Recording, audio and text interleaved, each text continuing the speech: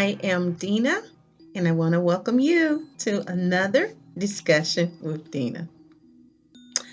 There was a bipartisan group of four senators that were led by Majority Leader Chuck Schumer, and he recommended that Congress spend at least $32 billion over the next 3 years to develop artificial intelligence and safeguards around it. He wrote this in a report that the U.S. needs to harness the opportunities as well as address the many risks of this rapidly developing technology. He said a mouthful. In addition to Schumer, the group that came together, and this was about a year ago, it included Democratic Senator Martin Heinrich of New Mexico, Republican Senator Todd Young of Indiana, and Rounds of South Dakota. Schumer went on to say that it's complicated, it's difficult, but we can't afford to put our head in the sand. Now, this group was convened last year after AI chatbot ChatGPT entered the marketplace. This group was convened in order to come up with ideas because after chatbots entered the marketplace, it showed that it could, in many ways, mimic human behavior.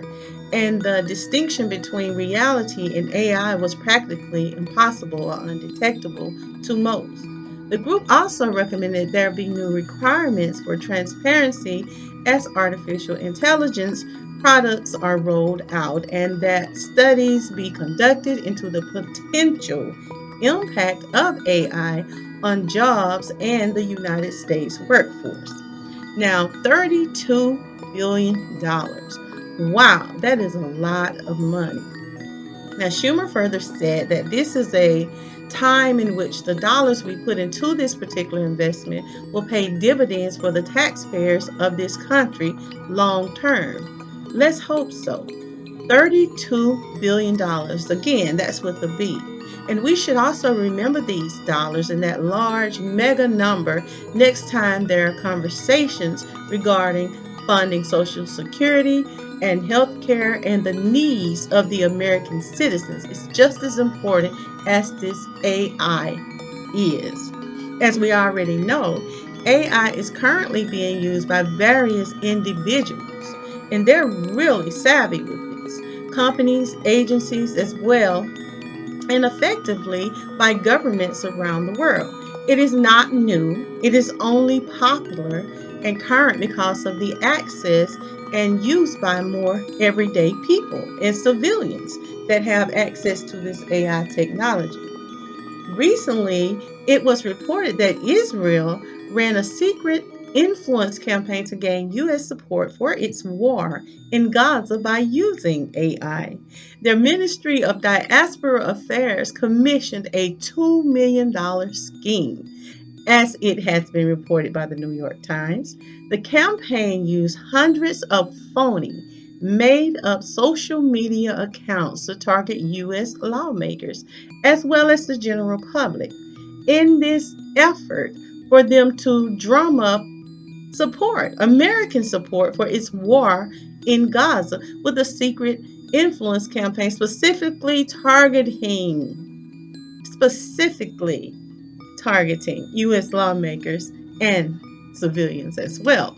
Now, the Israel's Ministry of Diaspora Affairs is a government body that largely focuses on pushing pro-Israel and pro-Netanyahu talking points to U.S. Jews and advocating for a highly, what is considered controversial definition of what anti-Semitism is. Now, the ministry again paid $2 million for this campaign to take place.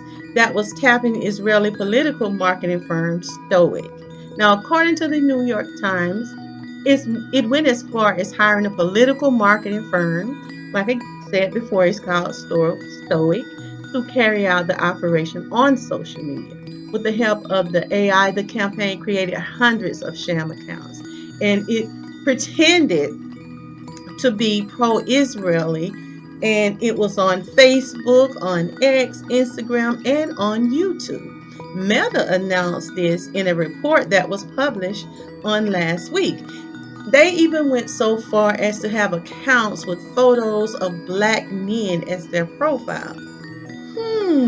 Black men? Turns out the Israeli government had directly commissioned the whole thing, and it was targeting black Democratic lawmakers in particular. The operation seeked to sow criticism of pro-Palestine and campus protests and to bolster support for Israelis' attacks in and on Gaza.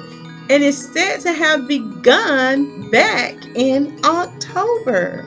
And it is described as likely an AI generated with chat GPT posts from accounts posing as Jewish students, as Black Americans, and concerned citizens. This is according to Reuters, and a focus on audiences in the United States as well as those in Canada. Now, the report goes on to expose exactly how it is that Israel secretly targeted U.S. lawmakers and Black Democrats in particular. I cannot emphasize this enough. They wanted to get as much support as they could for their war in Gaza. Now, these phony accounts that targeted dozens of members of Congress was amazing to me because they really focused on people in particular, like New York Representative Hakeem Jeffries, Georgia Senator Raphael Warnock, and New York Representative Richie Torres, pressuring them to fund Israel's war in Gaza. Now, in the Meta report, it said that Meta actually identified the disinformation campaign, which it linked to Stoic, and it quickly removed those accounts. Removed them when? What do they call quickly? Now, like I said, there were many accounts that had actual profile photos of black men. But the question again is why black people or black men in particular? Now, that really deserves further research. Now, OpenAI also published a report on last week announcing its own takedown of malicious actors connected to Stoic, which the company said was using ChatGPT to generate and disseminate content about the war in Gaza. Israeli officials told the New York Times that the covert campaign began in October, shortly after Hamas attacked them. Originally, the operation was to find tech-savvy Israelis to become warriors for Israel and run digital campaigns to support this war on Gaza. New York Times reported citing messages it viewed from Israeli officials and recordings of meetings that were held. Was it effective in changing the minds of politicians? Did it change your mind? What about the average Americans? Obviously, they were very successful in securing U.S. funding for its continued bombing crusade. For President Joe Biden pledged to deliver $1 billion in military aid. That allows them to continue their campaign of destruction that has terminated the life of way over 35,000 people. As far as we know, those are just the ones that people are aware of. Predominantly, there are civilians when we are counting and keeping up with what's happening with this conflict. And this is according to Reuters.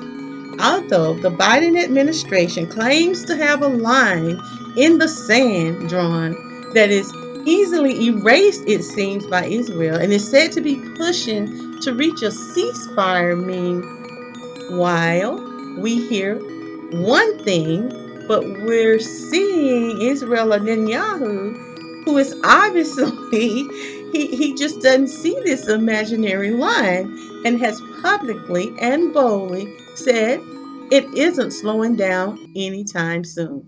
Nuts for sale. Get your nuts for sale. But when it comes down to it, I can guarantee you that all of us have already been deceived by or at least interacted with AI unknowingly. Think about that the next time you're chatting or interacting on the phone are online. Subscribe and let me know your thoughts on this report. Thanks for listening and join me next time for another discussion with Dena. Ta-ta!